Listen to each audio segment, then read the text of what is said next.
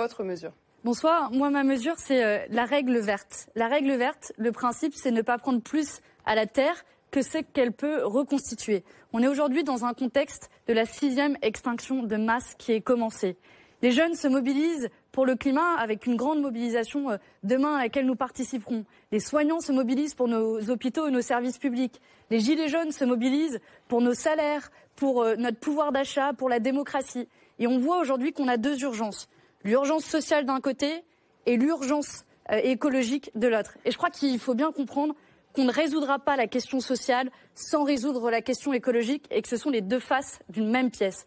Concrètement, cette règle verte doit devenir la boussole de l'ensemble de nos politiques publiques. Faire payer les véritables responsables, les pollueurs, pas les gens qui galèrent à finir leur fin de mois, pas les gens qui galèrent au quotidien, mais véritablement les grandes entreprises multinationales notamment qui polluent. C'est ça la vision de l'écologie populaire que nous défendons à la France Insoumise et qui fait la singularité et qui impose d'être cohérent et de remettre en cause notamment les traités européens dans leur forme actuelle. Et je crois qu'il n'y a qu'un bulletin de vote qui le garantit pour dimanche prochain. C'est celui aussi qui ne fera pas de compromis avec les libéraux au niveau européen. Merci beaucoup. Oui, c'est possible. Vous savez, en écoutant un petit peu les discussions, l'Europe sociale, c'est un totem, un drapeau qui est brandi par les mouvements politiques depuis des années. Et aujourd'hui, le fait est de constater que cette Europe sociale, la seule chose qu'elle a pu produire en matière sociale, c'est le statut de travailleur détaché qui crée, et je voulais vous montrer ça, c'est un contrat de travail. Une personne sur notre liste, Marina Mesure, est une des spécialistes sur le travail détaché, et c'est un contrat de travail à 0 €. Parce que le statut de travailleur détaché est aussi une machine à frauder. Et à la fin, on a un énorme dispositif de dumping social où on tire vers le bas la protection sociale des travailleurs. Mais c'est important en pratique. Comment on change? Parce que ce qui se passe concrètement, c'est que la Roumanie, par exemple, est en train d'abaisser complètement vers le bas les cotisations patronales. Et donc, comment on change concrètement? Oui, c'est ça. Comment on change? D'abord, nous avons voté contre cette directive sur le travail détaché. Nous sommes, je crois, un des seuls ici. Et notamment, le Rassemblement national s'était abstenu. Et on voit aussi que la République en marche, qui défend travail égal, salaire égal, en réalité, cette directive aujourd'hui n'est pas travail égal, salaire égal, et je le regrette. Je vais essayer de revenir un petit peu sur la question que vous posez, c'est la question écologique et quelles propositions nous pouvons faire pour cette Union européenne-là. Je vais en faire quelques-unes pour essayer de convaincre un maximum. La première, c'est qu'on ne sauvera pas la question climatique sans des services publics. Oui, on a besoin de services publics. Nos barrages, 1/3 de nos barrages vont être privatisés dans les prochains mois. On a besoin de l'énergie hydroélectrique et c'est privatisé par une directive de l'Union européenne. De toute manière, nous avons besoin du fret au niveau européen. Le fret, le transport de marchandises sur des trains, a baissé de 40% en l'espace de 20 ans. Résultat, près de 90% des marchandises en France sont transportées sur des camions qui nous empoisonnent la vie. Là aussi, il faut défendre un service public du fret. Et puis, je pense aussi que pour avoir une ambition écologique, il faut se fixer l'ambition du 100% d'énergie renouvelable. On a énormément de ressources en France. Le vent, on est la 2e ressource en vent, en soleil. Et donc, c'est autant de ressources que l'on peut utiliser. Ça créera 900 000 emplois en France. Ce sera bon pour tout le monde. Et une dernière chose que je voudrais dire, s'il vous plaît, et une dernière chose que je voudrais dire, c'est que je pense que sur les questions écologiques, il y a ceux qui font de l'écologie de salon et puis il y a ceux qui font de l'écologie conséquente. Et c'est notre vision à la France Insoumise de faire de l'écologie populaire. Et notamment, je voudrais interpeller la République En Marche qui se réveille qu'il y a une question climatique à 3 jours des élections. Et vous avez refusé en commission il y a quelques jours, et on pourra vérifier, un amendement de la France Insoumise visant à taxer le kérosène des avions qui pollue le plus. Et puis votre dernière trouvaille aujourd'hui, c'est sur les questions de rénovation énergétique. On a des millions de personnes en France qui payent très cher leur électricité et qui ont besoin de rénovation thermique. Et ce que propose le président de la République, c'est un prêt. Alors je sais bien que le président de la République a un passé de banquier, mais est-ce que vous pensez véritablement que c'est avec un prêt qu'on va régler cette solution? Oui, il faut investir massivement dans un plan de rénovation thermique pour faire de l'isolation thermique. Et ça doit être un investissement Nathalie public. Loiseau, puisqu'effectivement... Manon, oui.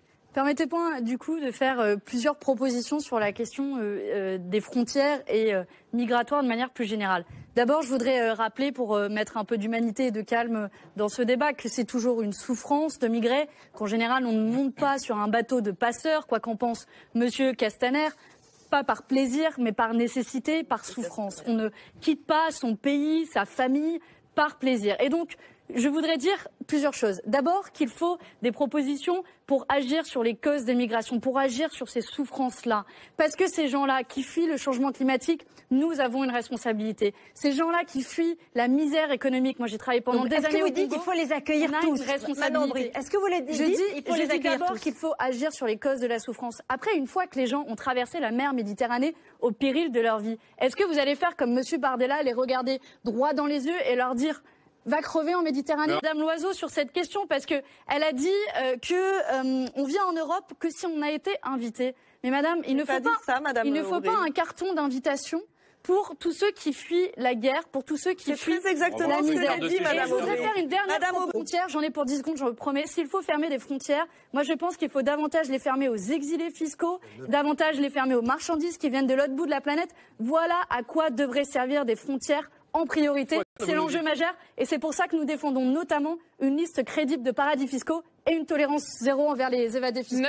Bien sûr qu'on a fait des progrès, mais je veux dire, là où on a une marge de manœuvre importante, c'est sur notre capacité collective à tarir, assécher les sources de financement du terrorisme. Et pour ça, il faut toucher à une boîte noire que sont les paradis fiscaux, qui sont des paradis fiscaux non seulement en termes de dissimulation de l'argent pour les plus riches et les grandes multinationales, mais aussi pour les terroristes. Et on l'a vu avec le scandale du Panama Papers, qui avait notamment révélé comment certaines boîtes noires qui ont été révélées par des journalistes avaient permis le financement, y compris de terroristes de Daesh. Et si vous me permettez, je voudrais dire un mot sur la paix, parce que c'est en effet quand même le grand projet à l'origine de l'Union européenne. Et je m'inquiète du fait que l'on arrime l'Union européenne, la stratégie de défense de l'Union européenne, à l'OTAN, qui est un outil de la guerre. Moi, je suis née au moment de la chute du mur de Berlin en 1989. L'OTAN, c'est vraiment l'outil de la guerre froide. Je pense que ça a échappé à personne. Le mur de Berlin est tombé. Ça n'a plus aucun sens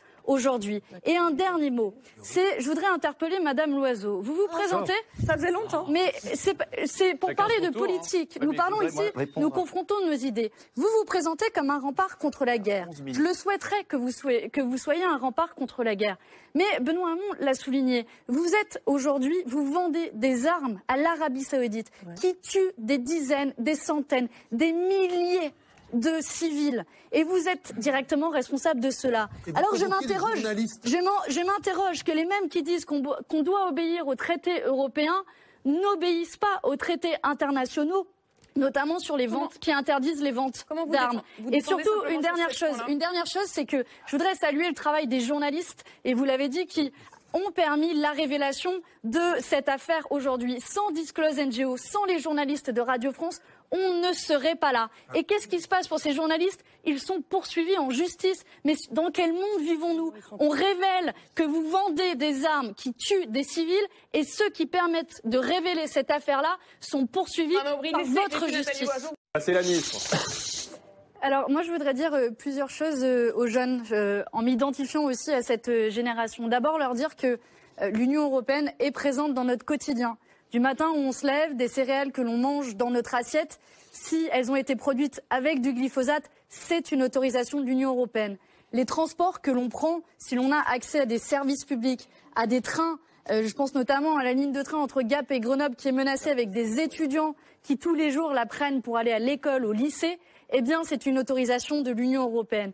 Que nos droits sociaux sont également régulés par l'Union européenne. Alors puisque l'Union européenne est présente dans notre quotidien, il faut en reprendre le pouvoir. Et je voudrais leur dire une deuxième chose, si vous me permettez, parce que je suis très en retard par rapport aux autres. D'autres aussi, mais une deuxième chose à cette jeunesse qui se mobilise tous les vendredis depuis des semaines et des mois, notamment contre le changement climatique. À cette jeunesse qui sera encore présente dans la rue demain. Nous sommes la génération climat. Nous avons 12 ans pour prendre à bras-le-corps la catastrophe climatique. Vous êtes en effet de la même génération. Et nous avons 12 ans pour prendre à bras-le-corps cette catastrophe. Et aujourd'hui, pour le faire, il faut assumer les ruptures nécessaires avec les règles de l'Union européenne qui nous empêchent de faire la transition écologique, notamment la règle d'or que l'on doit remplacer par la règle verte. Merci. Eh bien, c'est aujourd'hui... Vous avez commencé avec la règle verte, vous terminez donc avec la règle verte. Un dernier mot, si vous me permettez. Pour mener cette ambition, il faut assumer de ne pas gouverner et de ne pas former de coalition au Parlement européen avec les libéraux, avec ceux qui ont gouverné ensemble au Parlement européen,